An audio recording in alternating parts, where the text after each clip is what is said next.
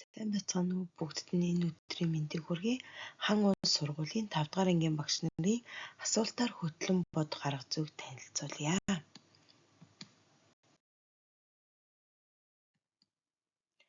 За хан улс сургуульд маань эдгээр 6 багш ажилладаг. Бид 6 нийлээд бодлын жиргээ бодлогын цагийг хичээллүүлдэг. Яагаад энэ цагийг хичээллүүлэх болсон бэ гэхээр 5 дугаар ангийн сурагчид хөндлөнгийн үнэлгээгээр асуудал шийдвэрлэх бодлого бодох чадвар сул байсан учраас энэ цагийг хичээллүүлж эхэлсэн. Сурагчдын уншаад ойлгох чадвар, асуудал шийдвэрлэх чадварыг нэмэгдүүлэх зорилгоор асуултаар хөтлөн бодох арга зүйг сонгон бодлын жиргээ бодлогын цагийг хичээллүүллээ. Асуултаар хөтлөх арга зүй маань эхлээд гарааны үнэлгээ хийсэн.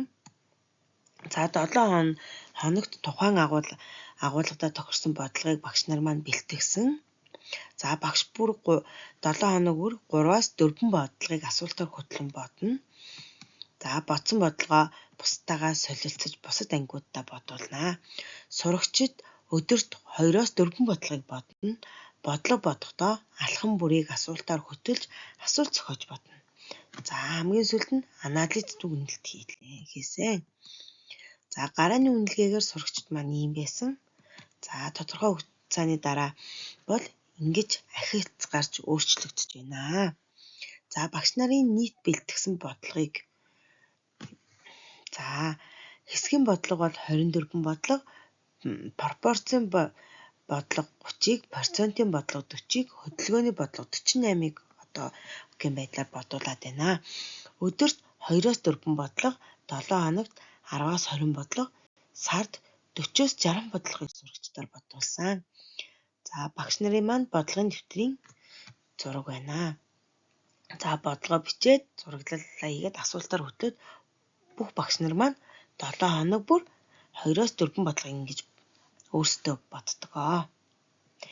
Тэгээд хоорондоо солилцдог. За жишээ бодлого бол хэсгийн бодлого байна.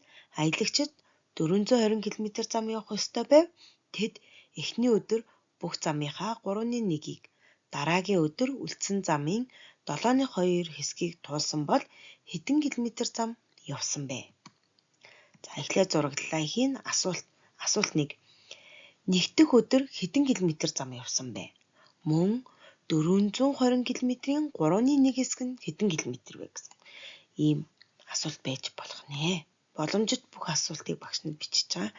За асуулт 2. Эхний өдөр яваад хэдэн километр зам үлдсэн бэ? Мөн 420 км явахаас эхний өдөр яваад хэдэн километр зам үлдсэн бэ гэж асууж байна. За асуулт 3. Хоёр дахь өдөр хэдэн километр зам явсан бэ? Мөн 280 км-ийн 7/2 нь хэдэн хэсэг вэ? Дөрөв дэх асуулт 2 өдөр хэдэн километр зам явсан бэ? 1 ба 2 дахь өдөр нийлээд хэдэн километр зам явсан бэ гэж асууж болох нэ. За сурагчдын маань бодлогын дэвтэрний зураг байна. Бүх анги ийм бодлогын дэвтэртэй дараах ийм байдлаар дэвтэр хөтөлж байна. За сурагчдад ямар үр дүн гарсан бэ гэхээр ойлгон унших чадвар нэмэгдсэн, асуулт зохиох чадвар нэмэгдсэн, асуудал шийдвэрлэх чадвар нэмэгдсэн, эмх цэгцдэг бүтцдэг болсон, бодлогоо бодоод тайлбарлах чадвар нь сурагчдын маань чадвар нэмэгдэж байна.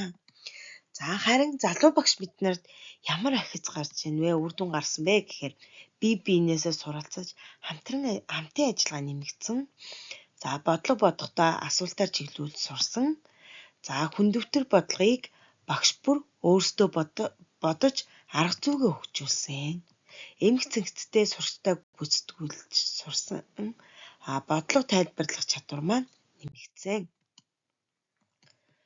За асуултаар хөтлөн бодох арга зүйг туршин хэрэгжүүлснээр сурагчдын асуудал шийдвэрлэх чадвар 20-30%-аар агсан. Энэ арга зүйг зөвхөн бодлого бодох чадвар бус уншаад ойлгох, асуулт зохиох гэх мэт олон чадварыг хөгжүүлсэн сайн арга зүй болсон. За анхаарал хандуулсанд баярлалаа.